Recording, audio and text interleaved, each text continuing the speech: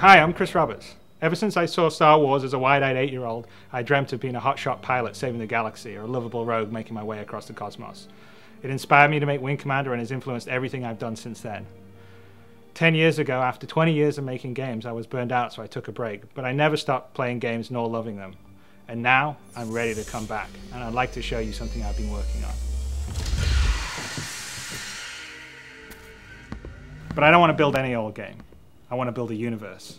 I want to build a game I always wanted to build, but I didn't have the tools to do until now. One that you can fly off a carrier fighting a heroic war on the front lines, but also one that you can muster out and find your own fortune in the stars wherever your spaceship takes you. I want to be able to share this experience with my friends and fight against real opponents in space, not just AI. And I want this to be as good or better than any other game out there. And I want to actively push the boundaries of what you can do in a game. None of this would have been even possible 2 years ago. But with Moore's Law driving PC performance and cost and the gaming community embracing talented developers via crowdfunding, I believe it is possible today. I've never been accused of having a small vision. And so I thought it was best if I share my ambition with you visually. I'm pretty excited by how it's joined out. So why don't you come join me for a sneak peek? What I'm building, the Star Citizen and the Squadron 42 combination, you essentially have both things available to you.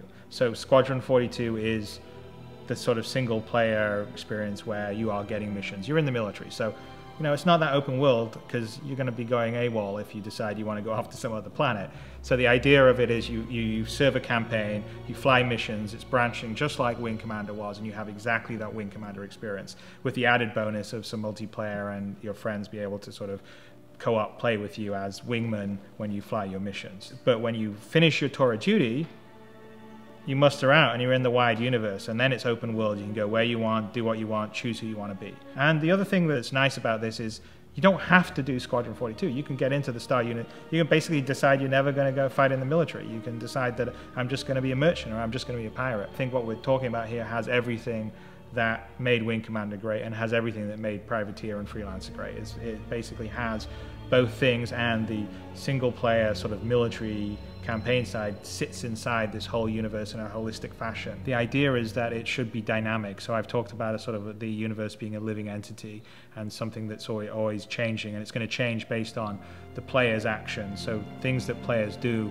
will have an effect on the universe, and they'll also be able to become part of the universe. So a good example is, say, a player that's an explorer and they explore around enough time and they find a space anomaly and then they manage to navigate a jump. That jump point and the system that they've jumped into will get named after that player. So like that player becomes part of the history and lore of the universe. And on top of that, we're going to be dynamically adding content to these universe. I'm not interested in having yearly updates. We'll have a team of people that are adding content on a weekly, every 2 weeks basis. So you're starting this system and you start in the game and it's got 50 star systems, for instance, and 2 weeks in, a jump point's discovered for another system and someone navigates it and bam, we've got a 51st system and so on. So one thing I think you'll all be very excited about is the level of fidelity in space, the graphical detail and the immersion, because it's to a level that I've never been able to achieve before. I'm trying to build a world that is so detailed and has such great texture that you forget that it's a game, which is always my goal when I'm building games. I'll just climb into the cockpit of the fighter, and as you can see, as we're sort of climbing in, there's a huge amount of detail in the cockpit, because one of the biggest keys for me in the next game I'm building is I really want to have that immersion to be complete.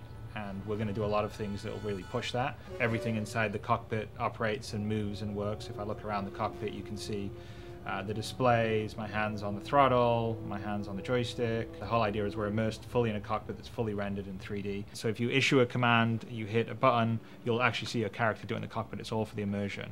Well, I think immersion is really important for me because I think that you have to really visualize and create a very believable world. I mean, so that's one of the reasons why I always sort of really push the visual fidelity, is because I think that helps with the immersiveness. And the more immersive, the more connected you are to the experience. The more connected you are to the experience, I think the more fun the game itself will be.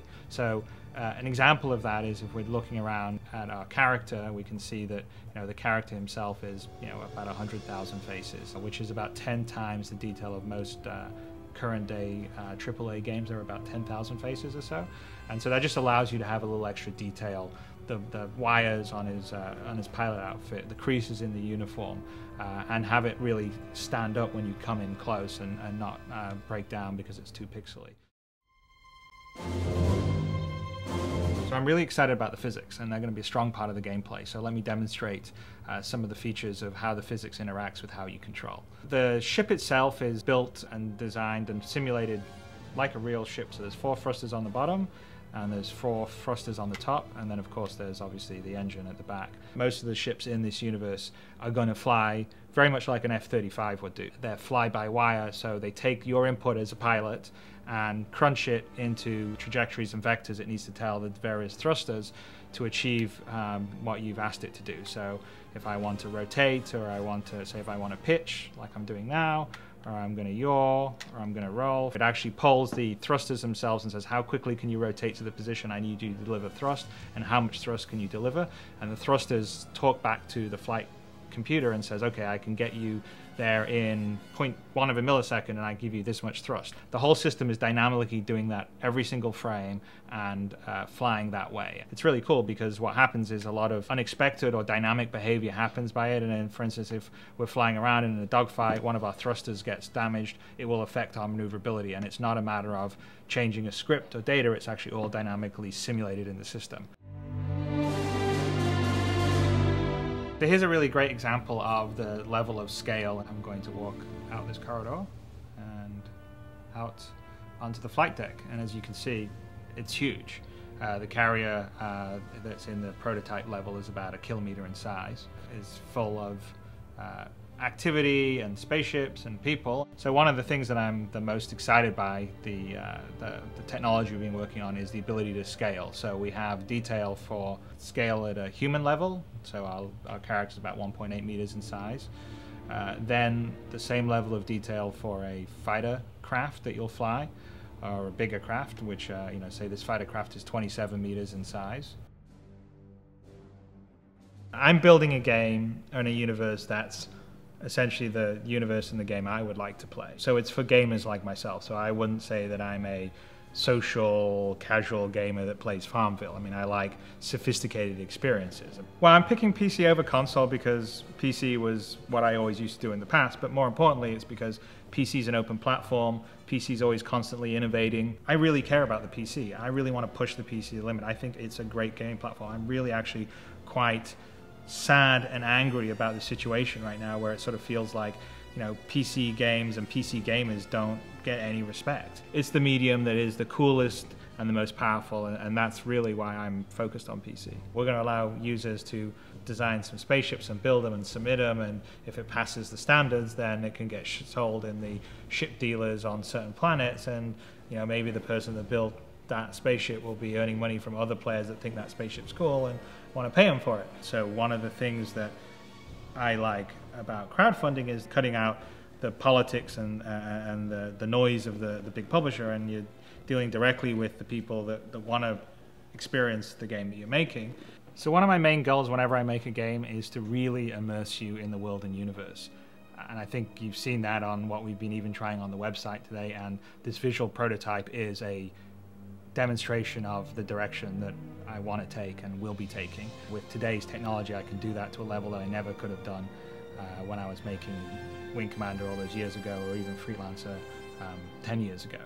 And it's actually really exciting. I feel like I can do something that has the fidelity of a film, but real time, and I'm in it, and that is my dream. My name is Chris Roberts, and I would like to build a universe with you.